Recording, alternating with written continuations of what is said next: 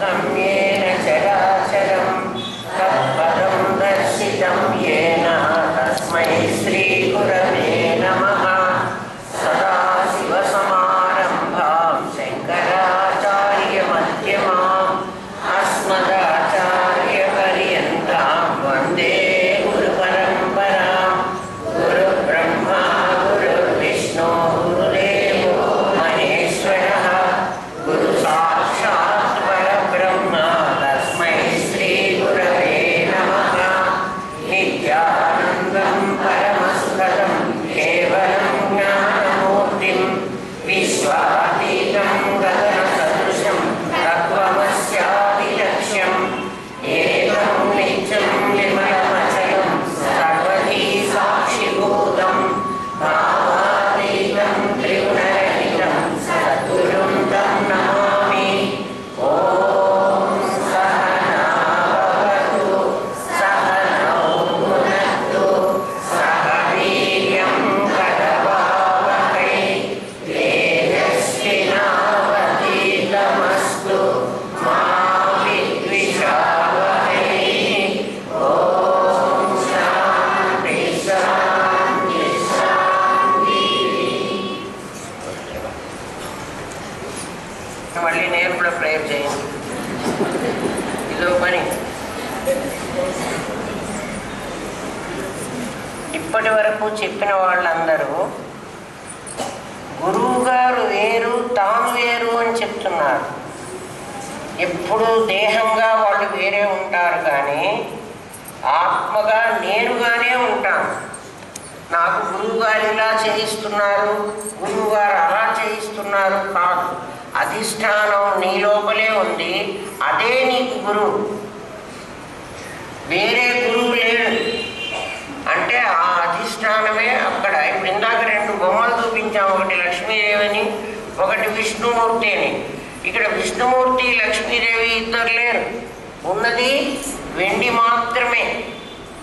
అట్లా రామనాథం గారి దేహంగా ఎవడైతే ఉన్నాడో అధిష్టానం, అదే నా లోపల కూడా ఉంది. నాలో ఉన్న అధిష్టానమే నాతో పని చేయిస్తోంది. ఆ అధిష్టానం మీదే నిన్న ఆరోపించామన్నాం. ఒక అధిష్టానం ఒక ఆరోపితమే ఉంటుంది. ఇంకా 2, 3, 10 మంది ఉండడానికి వీల్లేదు. అందుకే ఉంటే నా గురువే ఉన్నాడు, లేకపోతే నేనే ఉన్నాను, రెండే అనమంటాను. నా గురువు ఉండి నాకు ఇచ్చేది కాదు బ్రహ్మ విద్య. ఇస్తే అద్వైతం కాదు. బాగా గుర్తుపెట్టుకోండి. అక్కడ మీరందరూ ఫెయిల్ అయినారు. మీరందరూ అంటే మాట్లాడుతున్నవాడు. ఇద్దరు ఉండకూడదు, ఒకడే ఉండాలి.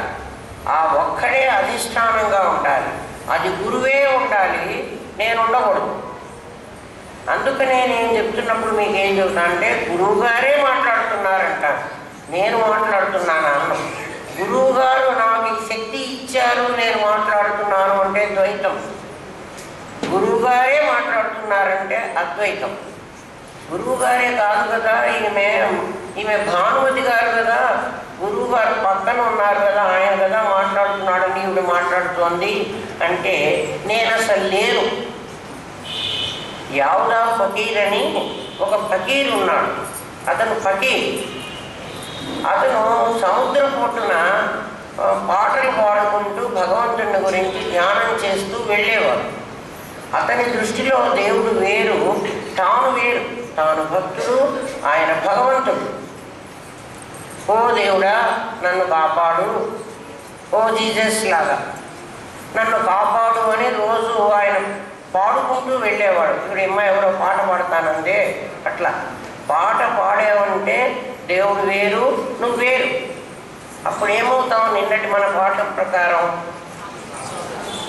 నేను భక్తుణ్ణి, వాడు భగవంతుడు, మా ఇద్దరి మధ్య భజన కదా. నేను ధ్యాత, ఆయన ధ్యేయం, మధ్యలో ధ్యానం కదా. నేను సాధన చేశాను, నేను సాధకుణ్ణి.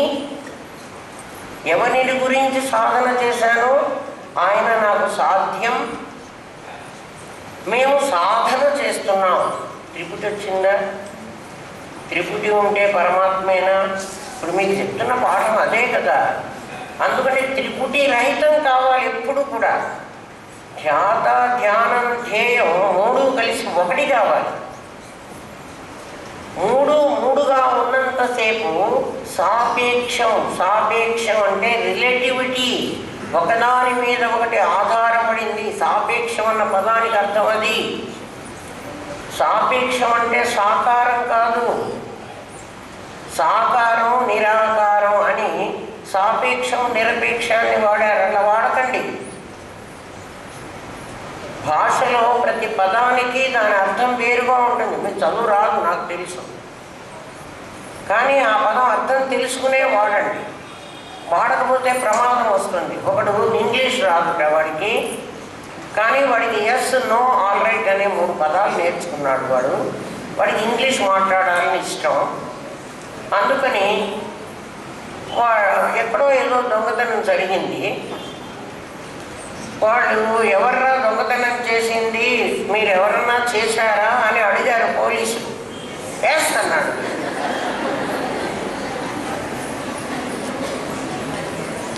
మరి వాళ్ళ వస్తువు వాళ్ళకి ఇచ్చేస్తావుట్రా అన్నాడు. నో అన్నాడు. మరి జైలుకి వస్తావుట్రా అని అడిగాడు. వాడికి 3 వచ్చు. Yes, no, all right. వాడిని తీసుకుపోయి జైల్లో కూర్చోబెట్టారు. తర్వాత వాడి స్నేహితుడు ఎవడో వచ్చాడు. ఎప్పుడు పాపం స్నేహితుడు విడిపించుకోవడానికి వస్తాడు కదా, అలా వచ్చాడు. స్నేహితుడు రాగానే, ఎందుకురా నిన్ను జైల్లో పెట్టారు, నువ్వేం చేసావురా అని అడిగాడు. నేను ఇంగ్లీష్ మాట్లాడానురా, అందుకని నన్ను జైల్లో పెట్టారు. ఒరే, ఇంగ్లీష్ మాట్లాడితే ఎందుకు జైల్లో పెడతారా, నువ్వేం మాట్లాడావు అన్నాడు. అంటే నేను ఇలాగే మాట్లాడాను కదా, వాడికి ఇంగ్లీష్లో జవాబు ఇచ్చాను. ఊరి పిచ్చివాడా, ఎస్ అంటే అవునని అర్థంగా, నో అంటే వాళ్ళు అడిగారు ఇస్తావా అంటే ఇవ్వను అనే నెగిటివ్ మీనింగ్రా, ఆల్ రైట్ అంటే సరే వస్తాను అని అర్థంగా, జైలుకి వస్తావా అంటే ఆల్ రైట్ అన్నావు. వాడు అన్నట, ఎస్, నో, ఆల్ రైట్ ఎంత చేస్తే ఇంత చేస్తే నా కొంప తీస్తే. ఎస్, నో, ఆల్ రైట్ ఏం చేసింది, వాడిని జైల్లో పడేసింది. చివరికి పదాలు అలాంటివి అర్థం తెలియకుండా వాడితే చాలా వాటి వల్ల ప్రమాదం వస్తుంది. సాపేక్షం అంటే రిలేటివిటీ థియరీ. రిలేటివిటీ థియరీ అంటే 2 ఉండాలి. ఆ 2 ఇంటర్ డిపెండెన్సీ ఉండాలి. అంటే ఒకదాని మీద ఒకటి ఆధారపడాలి. దీని మీద అది, దాని మీద ఇది ఆధారపడ్డప్పుడు మాత్రమే సాపేక్షం అనాలి. లేకపోతే అక్కడ పుల్ల ఇందాక వాడింది, ఇది ఆకారం అనే అర్థంలో వాడాడు. అంటే సోపాధికం నిరుపాధికం అనే సెన్స్లో సాపేక్ష నిరపేక్షాలు వాడాడు. నాకు అర్థమవుతుంది కాబట్టి నాకు తెలుసు. అర్థం కాని వాళ్ళకి ఆ పదాలు తప్పుగా దారి తీసినాయంటే వేరే అర్థాలు వస్తాయి. బాగా అర్థం చేసుకోండి. సాపేక్షం అంటే ఒకదాని మీద ఒకటి ఆధారపడాలి. ఎవరి మీద ఎవరు ఆధారపడ్డారు? తాడు మీద పాము ఆధారపడదు. పాము మీద తాడు ఆధారపడ్డది. అంటే ఎట్లా ఆధారపడింది? నిన్న చెప్పుకున్నామే, ఆ అధిష్టానం మీద ఆరోపితం ఆధారపడ్డది, ఆరోపితం మీద అధిష్టానం కూడా ఆధారపడ్డది. ఎట్లా ఆధారపడ్డది? కుర్చీలో కూర్చున్నది శరీరం, అక్కడ కూర్చున్నటువంటి అక్కడ ఉన్నది నిజంగా ఎవరు? అధిష్టానం. నువ్వేం చేస్తున్నావు అని నేను అడిగినప్పుడు నేను కుర్చీలో కూర్చున్నాను అన్నాను కదా నిన్న. అంటే కుర్చీలో కూర్చున్నది దేహమా నేనా? జీవుడుగా ఉన్న నేను కుర్చీలో కూర్చోను, అధిష్టానంగా ఉన్న నేను కుర్చీకి పట్టను. అధిష్టానమైన నేను కుర్చీలో ఇమడను. ఎందుకు కుర్చీలో ఇమడను అంటే కుర్చీ కంటే బయట కూడా నేనే ఉంటున్నాను. అంతగా ఉన్నవాడిని నేను ఘనం కదా. సద్ఘన చిద్ఘన ఆనంద ఘనాలైన నేను ఒక వస్తువులో ఇమడను. మరి ఏమవుతుంది? ఆ వస్తువే నాలో ఇమడాలి.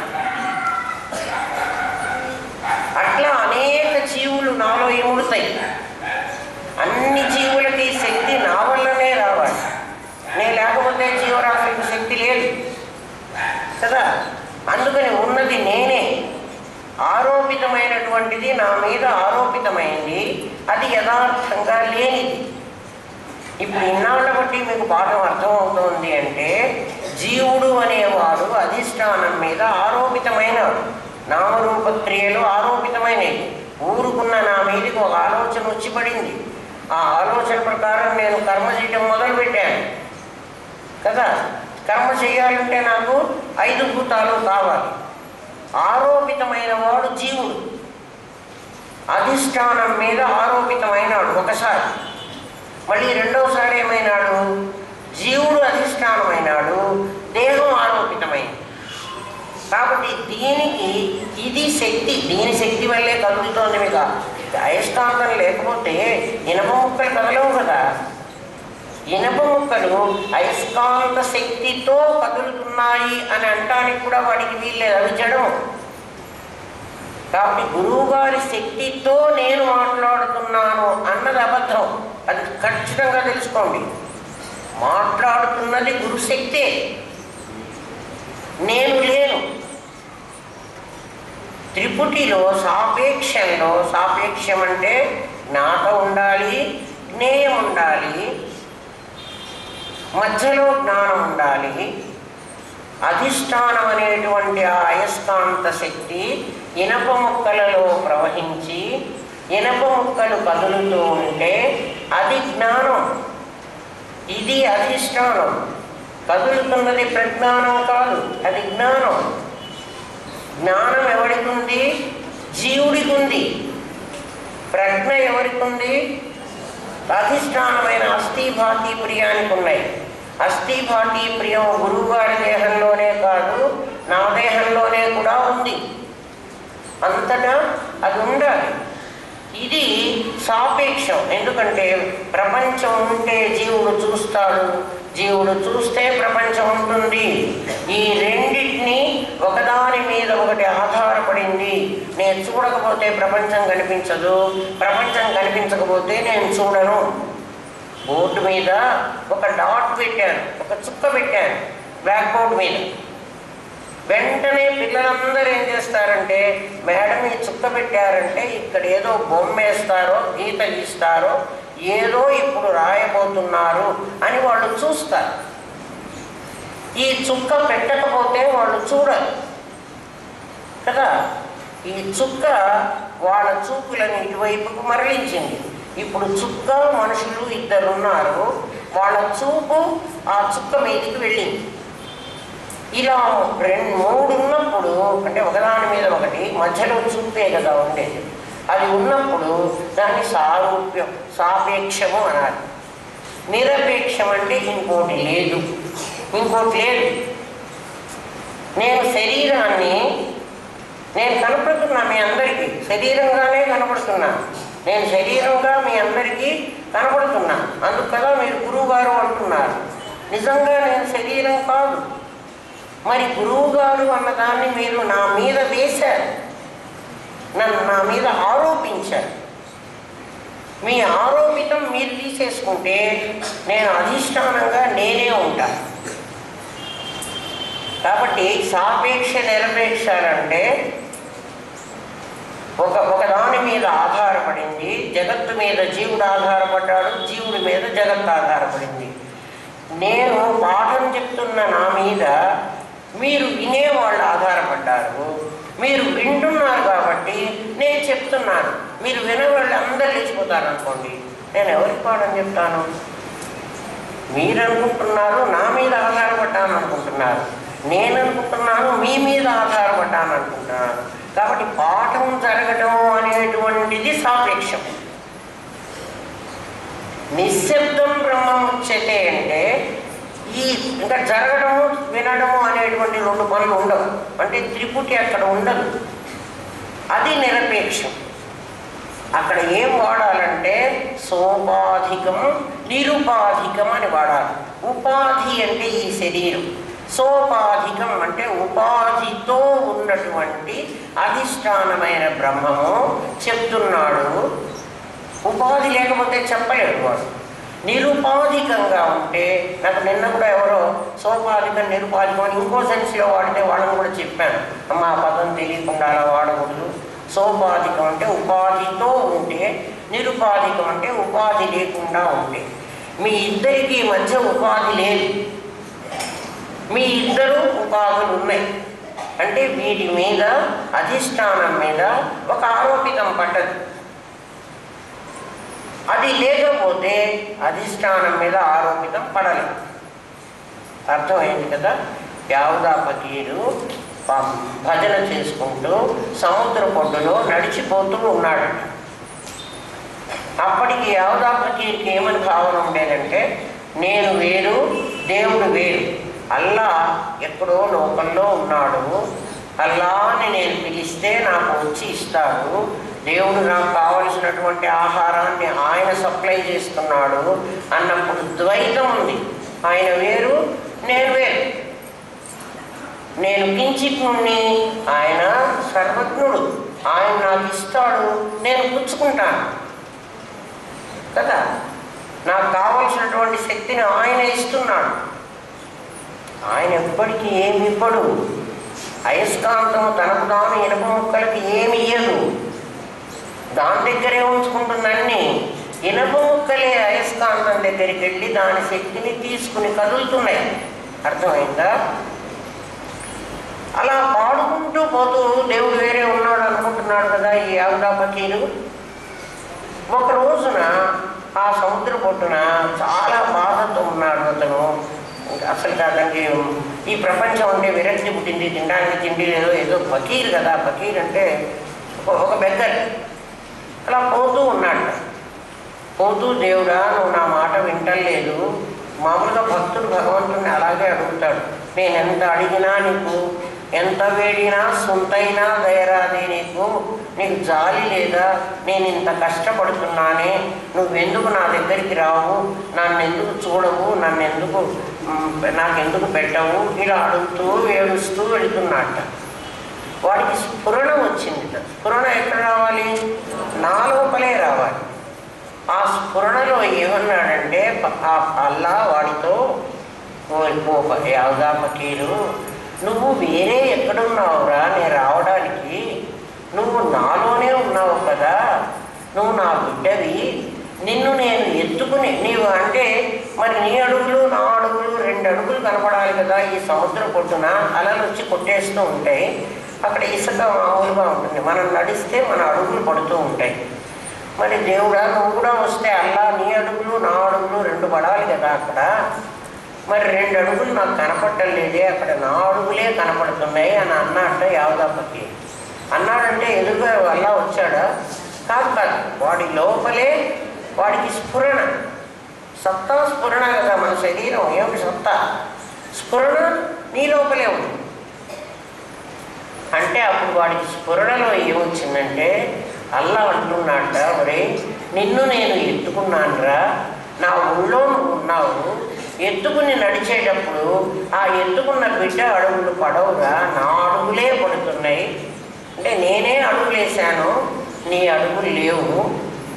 అంటే ఉంటే నువ్వే ఉండాలి, లేకపోతే నేను ఉండాలి. గురువుగారు నాకు చెప్తున్నారు, నాగమణి అన్న దాంట్లో కూడా ఇదే ఉంది. ఇన్నాళ్ళు వేదాంతం విన్న తర్వాత ద్వైతం అట్లా ఉండకూడదు. గురువుగారిని మీరు మాటల్లో ఈయన వారు అమ్మగారి వల్ల నాకు తెలిసింది అంటే సంతోషమే. ఎందుకంటే సూచక గురువునే నేను అమ్మాయి కానీ నేను గురువును కాదు. సంస్కారం నేర్పించేది అమ్మే, దేహం ధరించింది కాబట్టి. వేరే ఆ గురువుగారు అంటున్నారు, గురువుగారే మాట్లాడుతున్నారు, అది అద్వైతం కాదు. మనం అద్వైతంలో ఉన్నప్పుడు నేనే అధిష్టానమైన నేను లేనుకోండి, నా దేహంతో గురువుగారే మాట్లాడుతున్నారు. రామనాథం గారు ఇలా అన్నారు అంటే అర్థం ఇది. రామనాథం గారు పాఠం చెప్తూ ఉంటే నేను గంటలు కూర్చుని సంవత్సరాల తరబడి నేను వినలేదు. నాకు సమాధి వచ్చిన తర్వాత ఆ గురుదేవుడు నెల కూడా బతకలేదు. నెల బతికాడు. నాకు 13 నెల కూడా బతకలేదు. జనవరి 13, 14 సమాధి వచ్చింది. సంక్రాంతి 12 సమాధి వచ్చింది. అంటే సంక్రాంతికి ముందు రోజు గురువుగారు ఫిబ్రవరి 6వ తారీఖు దేహం సారించారు. అంటే ఒక్క నెల కూడా లేదు. ఈ పాఠాలన్నీ గురువుగారి దగ్గర కూర్చొని నేను విన్నానా? వారానికి ఒక రోజు పోతాను గురువుగారి దగ్గరికి. మరి ఎవరు చెప్తున్నారు? గురువుగారు ఎవరో కాదు, క్షేత్రజ్ఞం చాపి మాం విద్ధి సర్వక్షేత్రేషు భారత. ఆయన అన్ని హృదయాల్లో ఆయనే ఉంటారు కాబట్టి ఆయనే మాట్లాడుతున్నారు. మా గురుదేవులు చెప్పిన మాట కూడా ఇదే. ఏమని చెప్పారు? రామనాథగడము లక్ష్మీ నరసింహమూర్తి గారు ఇలా అన్నారమ్మా అని చెప్పేవారు. వారి గురువు గారు మరి లక్ష్మీ నరసింహమూర్తి గారు పాఠం చెప్పేప్పుడు బుద్ధ కుటుంబరావు గారు ఇలా అన్నారు అని చెప్పేవారేమో. మరి అది నేను వినలేదు కాబట్టి నాకు తెలియదు. గురువు ఎవరు అంటే గురువు దేహం కాదు. నువ్వెవరు అంటే నువ్వు కూడా దేహం కాదు. మరి ఎవరివి నువ్వు? అహం బ్రహ్మాస్మి, నేను పరబ్రహ్మస్వరూపాన్ని. మరి నువ్వు బ్రహ్మం మాట్లాడాడు కదరా, అహం బ్రహ్మాస్మి అంటావు, మాట్లాడుతున్నావు నువ్వు. నీకు మాటలు ఎక్కడి నుంచి వచ్చినాయంటే అబ్బే నా మీద జీవుణ్ణి ఆరోపించుకున్నారా. భానుమతి అనేటువంటి జీవుణ్ణి నా మీద ఎప్పుడో ఆరోపించారు. ఎవరు ఆరోపించారు? నేనే ఆరోపించుకున్నా. ఎవరు ఆరోపిస్తే నేను ఎందుకుంటాను?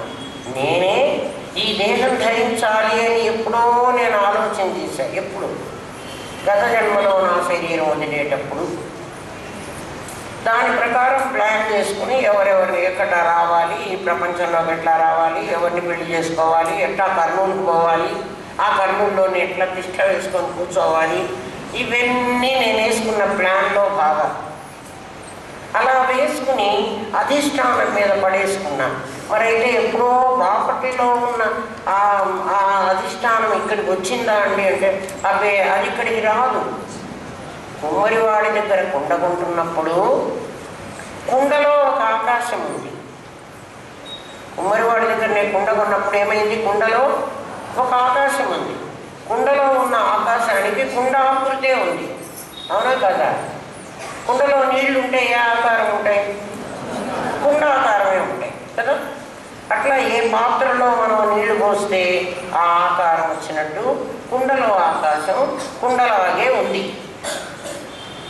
ఆ కుండని కుమ్మరివాడి దగ్గర నుంచి, కుమ్మరివాడి దగ్గరనే కుండ కొన్నాను. ఆ కుండలో ఒక ఆకాశం ఉంది. ఆ కుండని నేను ఆ చేతిలో పట్టుకొని తెస్తున్నాను. అంటే కుమ్మరివాడి దగ్గర ఉన్న అంటే ఈ ఆకాశంలో ఒక కుండ భాగంలో లోపలి ఆకాశం బయటి ఆకాశం రెండు ఆకాశాలు వచ్చాయి నా దగ్గర ఉన్నాయా. నేను ఆ కుండను తీసుకొచ్చాను మా ఇంటికి, చేతిలో పట్టుకొని తీసుకొచ్చాను. ఇప్పుడు ఆ ఆకాశమే వస్తుందా కుండలోకి? కుమ్మరివాడి దగ్గర ఉన్న ఆకాశం. మరి మా ఇంటికి వచ్చేటప్పటికి ఏ ఆకాశం వచ్చింది? ఇక్కడే ఆకాశమే వచ్చింది. మీకు ఇంకా అర్థమయ్యేది చెప్తా. మీకు ఆకాశం అర్థం కాలే, ఎందుకంటే మీ ముఖాలు వెలగలే, నాకు తెలిసింది. నేను గోదావరిలో స్నానం చేయడానికి వెళ్ళాను.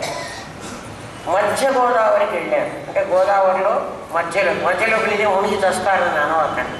అప్పుడు గోదావరిలో చాలా నీళ్లు లేవు, నేను నడిచేంత నీళ్ళే ఉన్నాయి. గోదావరిలో అక్కడికి వెళ్ళాము. వెళ్ళి నా దగ్గర ఉన్నటువంటి ఒక కుండని ఉంచాను. ఉంచి నేను ఇలా పైకి తీయలే కుండని నీళ్ళల్లో పెట్టి నేను కూడా నీళ్ళల్లోనే ఉండి కుండ నిండా నీళ్ళల్లోనే ఉంది. ఆ కుండని ఇట్లా పట్టుకొని నేను లాక్కొస్తున్నాను నీళ్ళల్లోనే. బాగా గమనించండి. లాక్కొస్తూ ఉంటే ఈ ఒడ్డుకొచ్చేటప్పటికి మురుగునీళ్ళు ఉన్నాయి. ఎక్కడ? గోదావరిలో మధ్యలో మంచి నీళ్ళు ఉన్నాయి. నేను స్నానం చేశాను.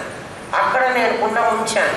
అంటే నేను కుండ ఉంచినప్పుడు నాకు కుండలో ఉన్న నీళ్ళు మంచినీళ్ళు. అర్థం చేసుకోవాలి. ఆ కుండ చేతిలో పట్టుకుని నేను లాక్కొస్తున్నా.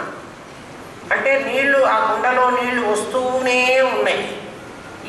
ఇక్కడ ఒడ్డుకొచ్చేటప్పటికి ఇదంతా మురికి నీళ్ళు ఉన్నాయి. ఏదో ఏ ఫ్యాక్టరీ నీళ్ళు వదిలేస్తారు కదా నదుల్లోకి, అలా మురికి నీళ్ళు ఉన్నాయి. కుండ నేను పైకి లేపలే, అలాగే తీసుకొస్తున్నాను. ఇప్పుడు కుండ ఈ ఒడ్డుకొచ్చిన తర్వాత కుండలో నీళ్ళు మంచి నీళ్ళ మురికి నీళ్ళ? మురికి నీళ్ళు. ఎందుకని? గోదావరి ప్రవహిస్తూ ఉంటే గోదావరి మధ్యలో ఉన్న నీళ్లు ఆ మధ్యలోనే ఉన్నాయి, కుండలోకి వచ్చినాయి. తర్వాత నేను వస్తుంటే ఆ దారిలో నీళ్ళన్నీ ఆ కుండలోకి పోతున్నాయి.